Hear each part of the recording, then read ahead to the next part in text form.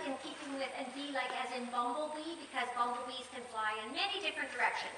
So, in principle, what I do, the first thing I do when I have a dog in the bee line is I tie an overhand knot in the end of the rope. And that's so that should, if we turn it around here, so that you can see this, so that should I let go of this for some reason, and it slips through, the dog is still attached to someone. That's because I do this a lot out in shelters, and you're often not working in an enclosed area in that case. So you still have the dog, there's an attachment, there's still a leash. So, yeah. Well, I do sometimes, but usually I do this with a horse in an enclosed area. So if they, but I have done that with horses as well. So now, so then the idea of this is what? Why put a dog in this? Giving the dog freedom of choice, letting him be close or Can you come and pick the dog up for us? Yeah, just so that we can see how the dog can slide. So say it's Debbie's dog, and Debbie's really nervous about me, or not Debbie, if the dog is. So the dog can go as close to Debbie, and I don't care. I really don't care. I just observe it. I've had dogs actually go to the other side of Debbie. Do this. So what does that tell me?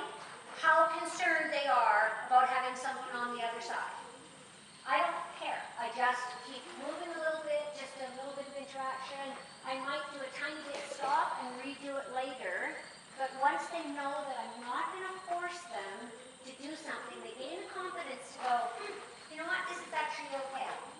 That's a very good dog. Yes, and I remain very neutral about that dog as they come and have a little contact with me.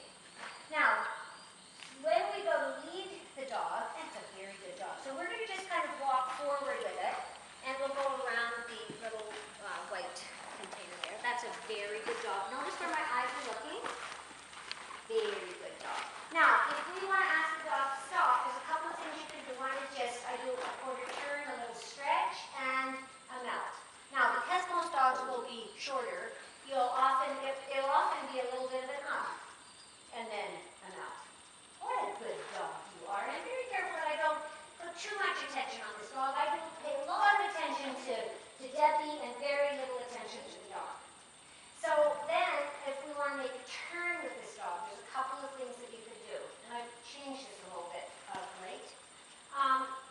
If we were using this sort of pretend there's like a labyrinth here, we're going to walk forward and make a turn around. So if we sort of start to come forward and make a turn to the left. So then if you lift your left hand up and over the dog just a little bit, and then I kind of rotate around and then I can release that. So you see if that kind of sends you over in my direction a little bit. It's a very good dog. Now I'm going to make a turn around just with a little bit direction now. So I just kind of send my hand, that's very good, over to the other side. You feel how it kind of gives you the sense of where to go. Now, you can also do it the opposite way, where the person on the outside sort of makes a little stopper, and the person on the inside strokes. So if you were to stroke and rotate, that's another way that you can actually make a turn. So say, for instance, in the labyrinth, and steady. What a good dog you are. Yay! Good boy. Steady. And I'm going to ask him to stop. He's going to eat. Good boy. That's fine. It's okay. And then we're going to look where we want him to go. Very good. And steady. Good boy. And we'll come forward and we'll go towards Joe and we'll go to the pickup stick. So if he hesitates, I let it slide. So I let the rope slide. I'm not going to pull on him. And we'll go off through the pickup stick. So we kind of take our eyes where we want him to go. Excellent. What a good dog. So you see the dog is a great dog to practice this on. And steady. Great. And then I can just do a little slow mouth steady. Good boy. That's a clever dog. Yes. All right, so any questions about this? It's easy when you do it. Yeah. And he does prance. He does. He's a pretty and steady. He's so good at it. You know, Yeah, when you're going steady, yeah. I want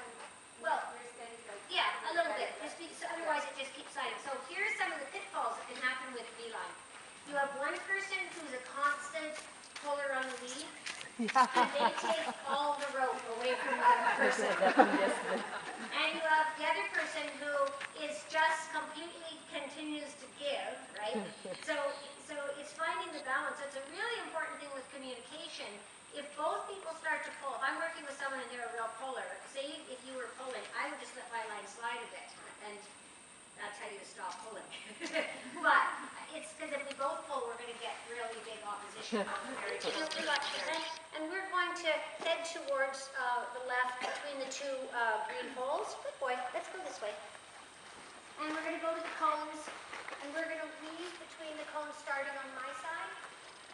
So just look where you'd like them to go. This way. That's a good boy. In this way. What a good dog. In this way.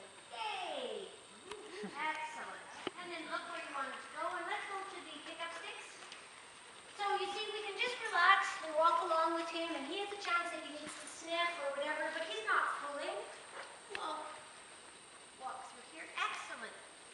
Now, I'm going to ask him to stop, so we're going to do a little stroke up. You stroke at the same time. Stroke, hand under hand, and pause, and melt.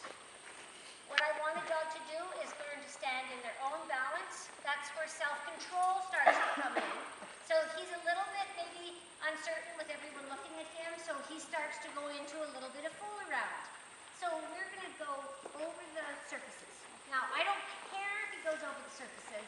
It gives me indicators of what's going on for him. The other thing is, dogs that have a little bit of tendency to be reactive are often tight through the back. As they go through the different surfaces, they'll lower the head. And that's really important with dogs. Good boy. Let's go this way. Good. And so we look where we want him to go. Good boy. And just take your eyes a little bit more. Perfect. And we can let him explore what that kind of might feel like. That's excellent. What a good dog. Isn't he a clever dog? What's under the floor? Well, he's just doing, we don't have to do it all. Like a phony. Thank you. So we're going to come in and see if we just take our eyes where we want him to go.